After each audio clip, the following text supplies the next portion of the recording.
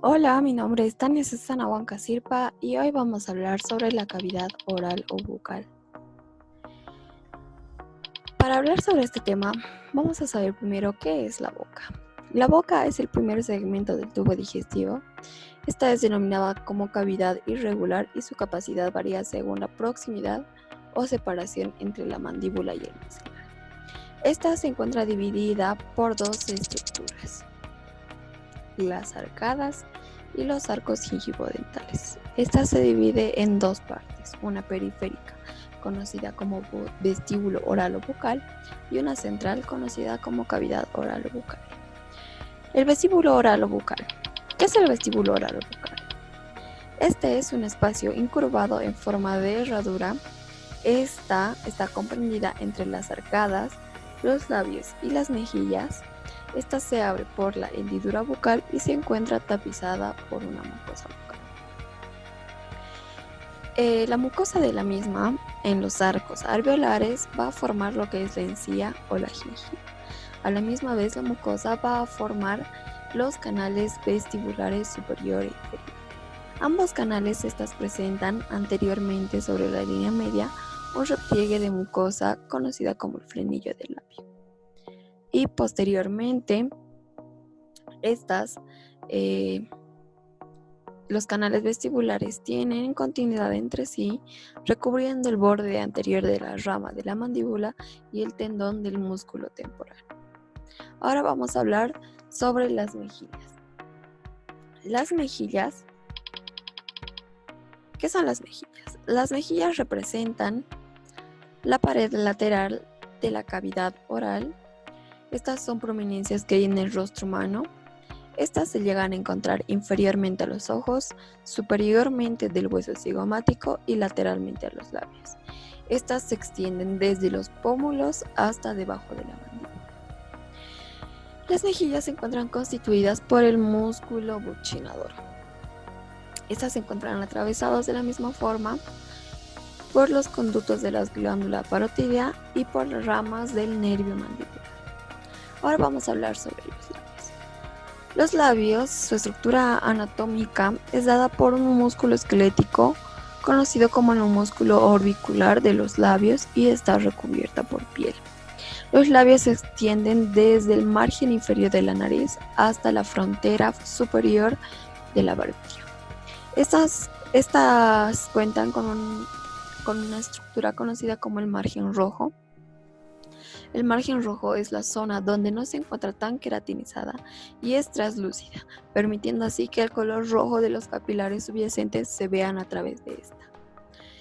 El margen rojo no cuenta con glándulas sebáceas y sudoríferas, es por eso que se debe humedecer con saliva de vez en cuando para así evitar su desgarro de la misma. Cuando hablamos del margen rojo, hablamos de la parte donde se llega a besar o donde las mujeres se tienden a pintar con labial. En la zona media de los labios existe un pliegue denominado como el frenillo labial, la cual une la zona interna de cada labio con la encía, como podemos observar en la imagen. Ahora vamos a hablar sobre el paladar. El paladar forma el cielo de la boca y esta está compuesta de dos partes distintas, el paladar duro y el paladar blando. El paladar duro se encuentra ubicado anteriormente y establecido en los huesos palatinos y las apófisis palatinas del hueso maxilar subyacente.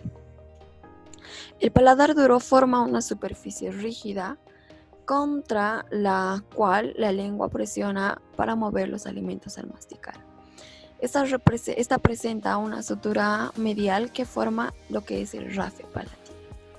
Ahora vamos a hablar sobre el paladar blando. El paladar blando es un pliegue formado por un músculo esquelético proyectada hacia abajo en el borde libre de la óvula. El paladar blando tiene la función de elevarse como acto de reflejo para cerrar el paso de la nasofaringe al momento de ingerir el alimento.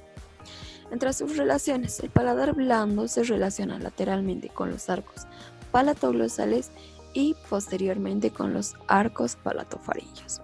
En medio de estos ambos arcos se encuentran las fauces, como podemos observar en la imagen. Ahora vamos a hablar sobre las glándulas salivares.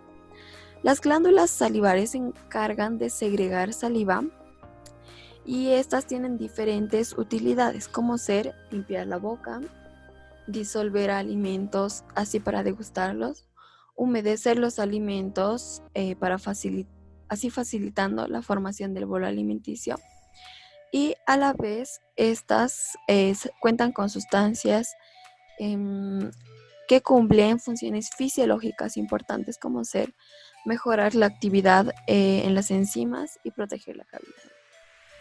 Las glándulas salivares se clasifican en dos: glándulas salivares extrínsecas o mayores y glándulas salivares intrínsecas o menores. Las glándulas salivares extrínsecas son las glándulas donde se da la mayor parte de la secreción de saliva, y estas se encuentran en el plano subyacente de la mucosa bucal, y su secreción se vacía en conductos que se abren en la boca. Las glándulas salivares menores o intrínsecas, estas también son llamadas como glándulas secundarias. Estas son pequeños grupos de acinos productores de saliva. Estas se encuentran situados en todos los órganos de la cavidad bucal, a excepción de las encías y la pared anterior del paladar duro. Este grupo se caracteriza por no ser encapsuladas ni por el hecho de estar rodeados de tejido conectivo. Ahora vamos a hablar sobre las glándulas mayores o extrínsecas. Existen 3 tipos de glándulas extrínsecas: glándula parótida, glándula sublingual y glándula submandibular. Vamos a hablar sobre las glándulas parótidas. Las glándulas parótidas son las glándulas más grandes y descansan anteriormente a los oídos, entre el músculo macetero y la piel. Los conductos parotídeos van paralelamente a los arcos cigomáticos, y estas perforan los músculos buccinadores, abriéndose en el vestíbulo cerca del segundo molar. Estas contienen solo células serosas. Ahora vamos a hablar sobre las glándulas submandibulares. Estas glándulas son similares al tamaño de una nuez. Estas glándulas descansan a lo largo de la zona medial del cuerpo mandibular, y el recorrido de sus conductos van por debajo de la mucosa del piso de la cavidad bucal y vierten en la base del frenillo lingual. Estas contienen cantidades iguales de glándulas intrínsecas. Ahora vamos a hablar sobre las glándulas sublinguales. Estas son glándulas más pequeñas y se encuentran ubicadas anteriormente a las glándulas submandibulares. Estas tienen de 10 y 12 conductos, las cuales vierten en el piso de la boca. Estas contienen cantidades iguales de glándulas intrínsecas. Ahora vamos a pasar a hablar sobre las glándulas salivales menores o intrínsecas. Las glándulas menores o intrínsecas se clasifican en labiales, genianas o vestibulares, palatinas o linguales. Estas se encargan de secretar células que se distribuyen de forma dispersa en la mucosa de la cavidad bucal. Existen 2 tipos de células secretoras: las células productoras de moco y las células serosas. Las células protectoras de moco producen una solución filamentosa y viscosa, y las células serosas producen una secreción fluida y acuosa que contiene las enzimas de la saliva, los iones y una cantidad mínima de mucina. Ahora vamos a hablar sobre los dientes. Los dientes son necesarios para la trituración adecuada de los alimentos, para el habla y para la apariencia. Los primeros dientes, estos comienzan a surgir a partir de los 6 meses de edad, cuando los incisivos centrales de la mandíbula inferior brotan. Los dientes de leche. Los dientes de leche se consideran completas cuando surgen los segundos molares superiores, y esto a los 24 meses de edad. Pero A la edad de los 6 años empiezan al reemplazo de los dientes deciduos, más conocidos como los dientes de leche, y estos comienzan la aparición de los dientes permanentes hasta los 14 años. Los terceros molares, estos normalmente surgen a la edad de los 17 a 21 años, para así completar un total de 32 dientes. Ahora vamos a hablar sobre las partes de los dientes. Esta se divide en dos partes, la corona y la raíz. La corona, esta se encuentra por encima de la encía y esta es responsable de la trituración del bolo alimenticio. La raíz se encuentra por debajo del margen superior de la encía y es la parte esencial para así fijar los dientes a los tejidos circundantes. Cada diente consta de 5 partes esenciales: el esmalte, la dentina, la pulpa, el foramen apical y el cemento. Vamos a pasar a hablar sobre el esmalte. El esmalte se encuentra compuesto de sales de fosfato cálcico sin células para así tener un aspecto brillante, duro y cristalino. La zona más gruesa del esmalte tiene un diámetro de 1.5 a 2 milímetros y esta se encarga de proteger la estructura subyacente del diente y asimismo recubrir la corona del diente, para así terminar rellenando a lo que es o alrededor de la línea media de la encía. Ahora vamos a hablar sobre el esmalte. Esta es la sustancia más dura del cuerpo de las células.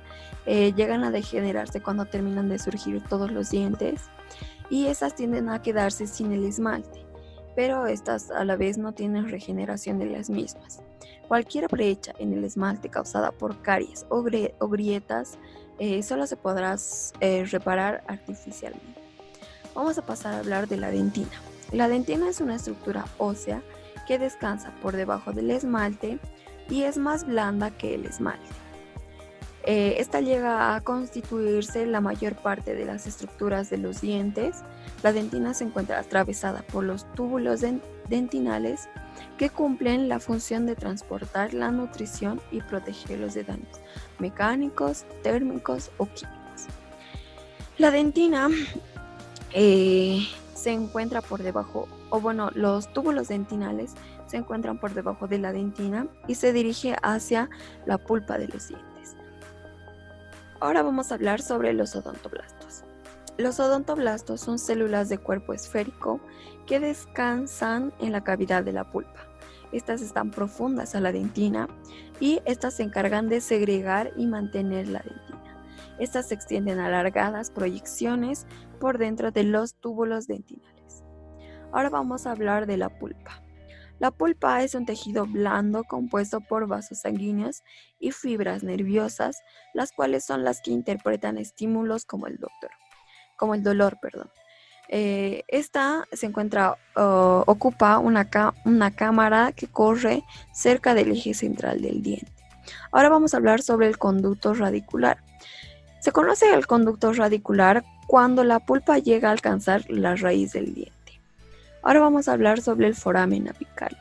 El foramen apical es una abertura en el extremo inferior de la raíz por donde pasan los tejidos que rodean el diente.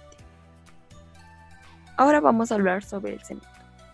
El cemento tiene una apariencia similar al hueso, pero a excepción de que este es más blando que la dentina y llega a cubrir la raíz del diente. Esta se extiende desde el contacto con el esmalte hasta la punta de la raíz, más conocida como ápice.